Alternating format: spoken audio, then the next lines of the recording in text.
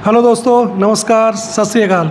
जैसा कि आप जानते हैं मैं स्काई सर और मैं एजुकेशन में जो लोग इन्वॉल्व हैं बहुत अच्छे लेवल पे मैं हमेशा उनसे बात करता हूं। मेरे और भी बहुत सारे इंटरव्यू हैं और आज मैं म्योहना आया हूं। तो म्योहना में इस स्कूल में जो प्रिंसिपल साहब हैं आज उनसे बात करेंगे और उनसे जानेंगे कि पिछले कितने जो साल उन्होंने दिए उन सालों में जो उनका अनुभव रहा पेरेंट्स को और बच्चों को लेकर के, मध्यम वर्ग भी और उच्च स्तरीय जो पेरेंट्स होते हैं, क्या सोच होती है, क्या चीज़ें होती हैं, क्या क्या प्रॉब्लम आती है और बड़ा संस्थान यहाँ है नहीं है, ऐसी कुछ चर्चाएं करेंगे एजुकेशन को लेकर के। तो चलिए उनसे बात करते हैं। सर, सबसे पहले आपको मेरा नमस्कार और मैं आपसे ये कहूँगा कि आपका नाम तो मुझे पता ही है, मैं आपको जानता हूँ और आपने टाइम दिया, बहुत बहुत धन्यवाद। एक बार हमारे लोगों को अपना नाम बताइए प्लीज़। मेरा नाम अरविंद कुमार मिश्रा और हायर सेकेंडरी स्कूल में म्योहना में प्रिंसिपल पद पर बैठा हूँ और आपसे मिलकर मुझे भारी खुशी हो रही है। आपके विजन को लेकर भी भारी खुश हैं हम। Thank you sir. तो सर अभी यहाँ पर आपका कार्यकाल कितना हो गया? हमारा कार्यकाल यहाँ प्रॉपर म्योहना में 42 साल हुआ है। 42 साल, हमारी उम्र नहीं इतना सर का कार्यकाल। सर आपको दंडवत करता हूँ मैं, क्योंकि मैं क्वेश्चन पूछ रहा हूँ, ये तो मेरा काम है बस, लेकिन मेरी इसमें औकात नहीं मैं आपसे क्वेश्चन पूछूं। तो बस आप अपने एडवाइस के तौर पे मुझे जो कहें। लेकिन सर बस थोड़ा सा कैसे बात करूं मैं आपसे, आपका इतना बड़ा अनुभव है, फिर भी हिम्मत जुटा रहा हूं। आप सर बताइए कि किस तरह का पेरेंट्स है, कैसे बच्चे और बाहर जाने की जो होड़ है वो क्या है और कैसे, थोड़ा सा प्रकाश डालिए। इस संबंध में आपसे एक ही बात कहेंगे, जब से मैं यहाँ आया तब से मैं देख रहा हूँ कि यहाँ जो जितनी भी पब्लिक रहती है, जितने भी बच्चे रहते हैं, वो अधिकतम मध्यम वर्गीय है जी। और मध्यम वर्ग पे इतना हाई पैसा नहीं होता कि अपने बच्चों को लेके ग्वालियर जाएं या इंदौर जाएं या अन्य जगह कोटा वगैरह जो तैयारी। तो इससे होता क्या है, इंटर निकलने के बाद बच्चे प्रायः जो है यहीं के डिग्री कॉलेज जो प्राइवेट है उसमें एडमिशन लेके अपना डिग्रियां प्राप्त कर लेते हैं, जो उनका कैरियर होना चाहिए। कई ब्रिलियंट लड़के हैं जिनको जो है ले लीजिए सर, ले लीजिए कोई बात नहीं। बहुत में आज तक कोई किसी ने इसका प्रयास भी नहीं किया कि हम यहाँ ऐसे इंस्टीट्यूट खोलें जिससे कि पालकों पर जो ज़्यादा आर्थिक वजन जो पड़ रहा था वो कम हो जाए। मतलब आपने ये अनुभव किया और ये महसूस भी किया कि हाँ, ये बड़े संस्थान की बहुत ज़रूरत है, क्योंकि खर्चे को भी लेकर के लोग परेशान। जी हाँ, आपकी बात बिल्कुल सत्य है कि वास्तविकता में पालक पढ़ाना चाहते हैं, लेकिन कुछ मध्यम वर्गीय होने के कारण, आर्थिक स्थिति कम होने के कारण बाहर नहीं भेज पाते। तो सभी पालकों को अपने बच्चों को यहाँ के जो आसपास जो क्षेत्र में संस्थाएं उनमें पढ़ा के अपने एक डिग्री उन्होंने ले ली और घर बैठ गए। जबकि लड़के बहुत होशियार भी हैं यहाँ। लड़कों का जो मनपसंद ड्रीम है बनने का, जो सपना है कि हमें वहाँ से वहाँ पहुँचना, उसमें कहीं ना कहीं खटास पड़ती है बहुत ज़्यादा। कई बच्चे यहाँ तक कि हम कहते हैं कई लड़कियाँ अपने यहाँ से मध्य प्रदेश में और ज़िले में जिन्होंने हाई स्कूल इंटर में अपना स्थान प्राप्त किया है, ऐसी बच्चियों को भी हमने घर पर बैठे देखा है। हमें बड़ा कष्ट होता है जब ऐसी जो प्रतिभाएं होती हैं घर पर बैठ जाएं और उनको कोई आगे। अब बैठने का कारण हमने कई बार पूछा तो एक ही बात है, सर बच्ची है कहाँ जाएंगे, इतना पैसा भी नहीं है, फीस भी बहुत लगती है, हम वहाँ रहें, हमारे परिवार के एक सदस्य को रहना पड़ेगा। सर आपने एक बहुत बड़ी बात को छेड़ दिया कि अभी हम बात कर रहे थे फीस को लेकर के, मध्यम वर्गीय परिवार के लोग हैं और फीस में प्रॉब्लम होती है, लेकिन अभी बातों बातों में आपने एक बहुत अच्छी बात कह दी कि लड़कियों के साथ तो डबल समस्या है, एक सिक्योरिटी को लेकर के और दूसरा पैसा तो है ही है, तो उनका सपना तो बिल्कुल चूर चूर हो रहा है घर में बैठ करके। हाँ, जबकि हम तो इस बात के पक्षधर बराबर रहे हैं, आज भी हैं कि जितना ज़्यादा आवश्यक बच्चियों को पढ़ाना है आगे, इतना बच्चों का भी नहीं है, क्योंकि उन्हें उनके ऊपर दो परिवारों की जिम्मेवारी आती है, उत्तरदायित्व रहता है उनको। तो उनके पढ़ने से दो कुल पढ़ते हैं, पढ़ते भी हैं, बढ़ते भी हैं।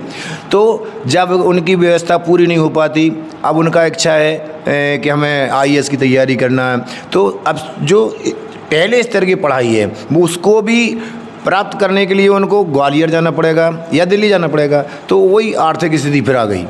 तो यदि आप के माध्यम से यदि कोई ऐसी स्थिति यहाँ बन रही है, आप यदि कोचिंग इंस्टीट्यूट आप खोल रहे हैं, तो हमें तो बड़ी खुशी हो रही है इस बात की कि जो बच्चों के हित में इतना ज़बरदस्त ये संजीवनी सिद्ध होगी, आपकी कोचिंग संजीवनी सिद्ध होगी यहाँ। सर आपने जो 3-4 विषय बोले, और वो विषय बड़े दर्दनाक भी हैं अगर उस तरह से सोचें। और इस सब का जो आपके सवाल हैं, जो आपकी एक तड़फ है, उन सब का जवाब स्काई सीसी है। स्काई सीसी मतलब स्काई कोचिंग सेंटर सर। और हमने इन्हीं बातों को समझा हुआ है कि जिनकी स्थिति कम है, जो बाहर नहीं जा सकते, वो अपने सपने से दूर हो रहे हैं, हमें उनका सपना पूरा कराना है। तो जो फीस लाखों में होती है उसे हम हज़ारों में समेट के लेके आए, एक चीज़। और लड़कियां जो बाहर नहीं जा सकती, अपने घर में यहीं पढ़ेंगी। हम पूरी कोशिश कर रहे हैं सर कि वो सब कुछ दें जो बड़े बड़े शहरों में मिलता है। बड़े शहरों में जो मिलता है, मैं समझता हूँ, अगर मैं ज़्यादा बड़ी बात ना कहूँ, उससे बेहतर देने की कोशिश करूँगा, ताकि वो जो दर्द आप महसूस करते हैं, मैं या फिर वो पिता महसूस करता है, जो उसको मतलब क्या बोलेगा, वो बेटे को कह नहीं सकता कि फीस नहीं है, बस किसी बहाने उसको रोक लेता है। उसका दर्द वही जानता है जो पिता होता है। तो उस पिता को ही वो खुशी मिलेगी कि अब मैं अपने बच्चे को पढ़ा सकता हूँ। एक दूध वाला जिसका ज़्यादा कमाई नहीं होती, कम खेती वाले लोग भी 50,000 60,000 साल का दे सकते हैं, हम उसमें समेट के उसको पढ़ा सकते हैं सर। तो इसके लिए मैं बहुत बड़ी कोशिश कर रहा हूँ, बस आपके आशीर्वाद चाहिए सर। जैसे भी है, हम कोशिश में पूरी तरह से हैं और लगे हैं। हम तो पहले से भी सोच रहे थे ये सब इन बातों को, कोई आए तो यहाँ। हमारा ये सोच तो बहुत पहले से हमारी कि यहाँ कोई ऐसा व्यक्ति आए जो हमारे जो इंटर निकलने के बाद बच्चे जो दिशाहीन हो जाते हैं, बिल्कुल, तो उनको कुछ दिशा मिले। अरे भाई, पहली तैयारी जो प्री तैयारी होती है, वो यदि वो अपने गांव में बैठ के कर लेंगे तो उनका इंटरेस्ट और बढ़ेगा, कम नहीं होगा। आपके प्रयासों से यदि ऐसी हमें मिलती है तो हम तो ये कहेंगे आपको कोटानुकोट धन्यवाद पहले से ही, एडवांस में है। अच्छा, बहुत बहुत धन्यवाद इस सर। संबंध में हम खुद ये चाहते हैं, हमने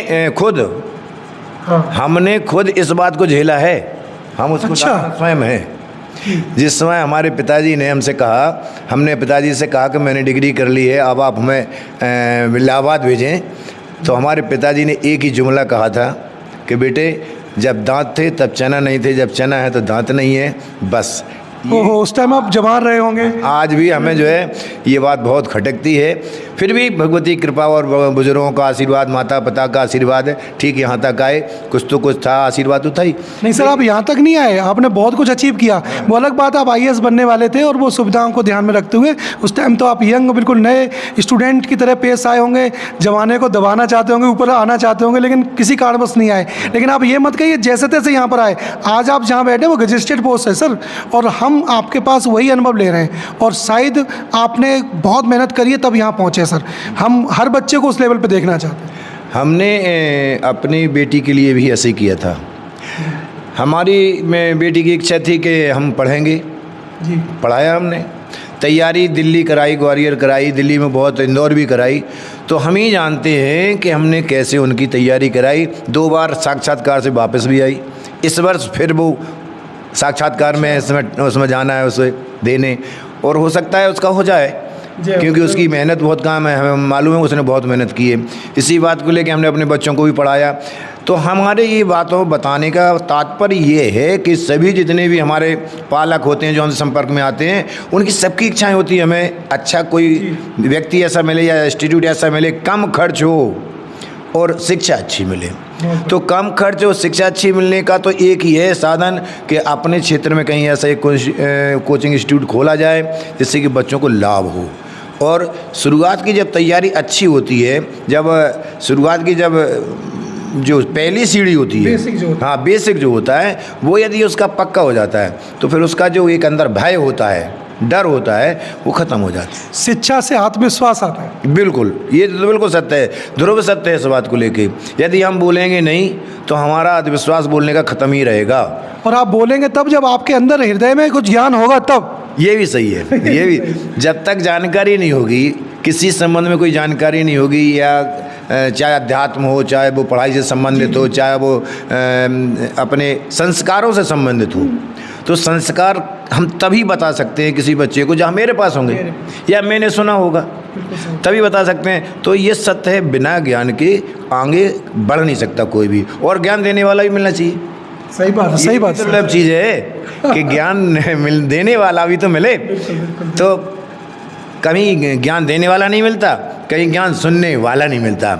आज हम खुद इस बात को लेकर बहुत खुश हैं कि कुछ आप यहाँ देने आए हैं बच्चों को, और हमारा जितना प्रयास होगा, जो भी पालक आएंगे उनको हम गाइडेंस जरूर करेंगे इस बात को लेके कि अब आपको दिल्ली नहीं भागना, अब आपको ग्वालियर नहीं जाना, इंदौर नहीं जाना, आप घर में बैठ के दाल रोटी खा के आपके बच्चे और बच्चियाँ आपकी यहाँ कोचिंग में पढ़ सकती हैं और वो अचीव कर सकते हैं जो उनकी मन की बात है। कोई डॉक्टर बनना चाहता है, कोई कंपाउंड इंजीनियर बनना चाहता है, कोई यूपीएससी में या अपने मध्य प्रदेश की एमपीपीएससी की तैयारी करना चाहता है।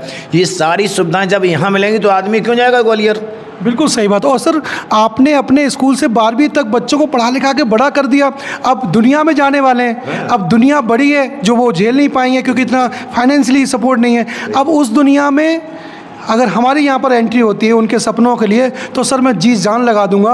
और आप जो सहयोग की बात कर रहे हैं, आपको सिर्फ यही सहयोग करना सर कि 12वीं तक बोलो कि आपने तैयार कर दिया बच्चा, अब 12वीं के बाद आप उनको बोलो कि अब इंदौर कोटा नहीं जाना, यहीं सब कुछ हम आपको दिलवाएंगे। तो उनके लिए तो ये आशीर्वाद की बात है और हमारे लिए भी आशीर्वाद की बात है कि हमें एक मौका मिलेगा आपके शहर में मेहनत करने का और उन बच्चों के सपनों को पूरा करने का। बिल्कुल बिल्कुल सही बात है आपकी अपनी जगह। और इस बात के लिए तो हम कितना आपको धन्यवाद दें कि आपने एक प्रयास किया है इस बात के लिए कि हम खोल रहे हैं और इतने अच्छे स्तर पे खोल रहे हैं। जो आपने जो जानकारियाँ दी हैं उन जानकारियों के तहत तो हम इतने गदगद हैं कि आपके लिए हम बोल नहीं पा रहे हैं। सर ये आपका बड़प्पन है, सर बड़प्पन है आपका। हम बोल नहीं पा रहे हैं कि हम आपसे क्या कहें, क्योंकि जब मन के मुताबिक कोई खुशी मिल जाती है तो आदमी के कंठ में से जो आवाज़ निकलती है, जो शब्द निकलते हैं वो अवरुद्ध होने लगते हैं। ठीक है, तो उस हमें इतनी खुशी है। यदि आदमी ये तो कष्ट में नहीं बोल पाता या ज़्यादा खुश हो तब नहीं बोल पाता, तो हमें इस बात की बड़ी खुशी है, बहुत ज़्यादा खुशी है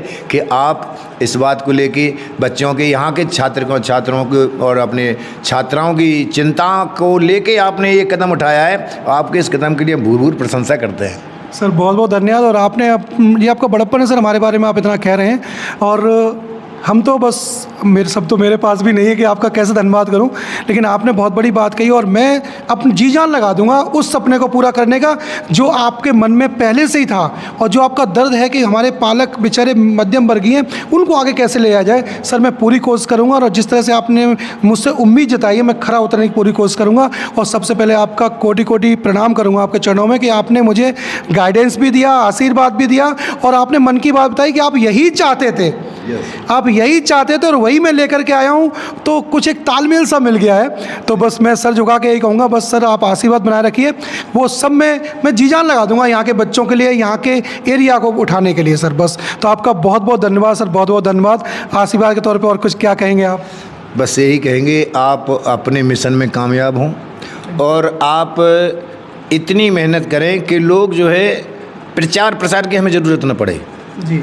जब आप मेहनत करेंगे तो एक नियम होता है, बच्चे जब मेहनत देखते हैं उन्हें जब अच्छा मिलता है तो आपके न कहने पर भी एक दूसरे से बताते हैं वो, अरे यार इसका ही सर तो बहुत अच्छा पढ़ाते हैं। तो भलाई वो 2 दिन के लिए आएगा आपके पास, लेकिन देखने ज़रूर आएगा। यहाँ एक और बात है, इस क्षेत्र में पहले प्रैक्टिकल किया जाता है। लोग यहाँ प्रैक्टिकल लेते हैं पहले कि कैसा पढ़ाते हैं, चलो देख के आते हैं। इसके बाद जब आपकी स्थिति अच्छी होगी तो हमें विश्वास है कि आपका कोचिंग इंस्टीट्यूट बहुत अच्छा चलेगा और बराबर आप मेहनत करेंगे तो उसका लाभ भी आपको ही मिलेगा। धन्यवाद जी। तो ये प्रिंसिपल साहब से आपने देखी, बड़ी अच्छी चर्चा हुई और एक बार तो हम भूल ही गए थे कि हम इंटरव्यू ले रहे हैं और सर दे रहे हैं, डजंट मैटर। हम लोग तो बस ऐसे पिता पुत्र की तरह बात कर रहे थे और उन्होंने बड़े अच्छे मन की बात की। उन्होंने कहा कि मैं ये पहले ही सोचता था कि यहाँ कुछ बड़ा संस्थान और कुछ चीज़ें आएँ और आप आ गए तो मेरे मन मुताबिक बात हो गई। और जिस तरह से उन्होंने बात की है ना, एक बात बोलो, इंटरव्यू तो मैं बहुत लेता हूँ लेकिन सर के इंटरव्यू के जो मैंने लिया ना, इन्होंने अपने बड़प्पन में ऐसी ऐसी बातें बोली मेरे लिए कि मैं उनको कोटि कोटि प्रणाम करता हूँ। और इन्होंने मुझे आशीर्वाद दिया, कहा मेहनत करो सफल ज़रूर होगे। तो मैं बस जो मेरे व्यूअर में यही कहना चाहूँगा, मैं बहुत मेहनत करने के लिए तैयार हूँ। बस एक बार आप SkyECC विजिट करिए, हमसे मिलिए, हमारा एम समझिए, हमारा जो उद्देश्य है आने के समझिए। हम पूरा जी जान लगा देंगे आपके सपनों को पूरा करने में। बस एक बार आइए, मिलिए और यात्रा करते हैं शुरू अपनी सफलता के लिए, निकलते हैं रास्ते पे। Thank you so much, thank you.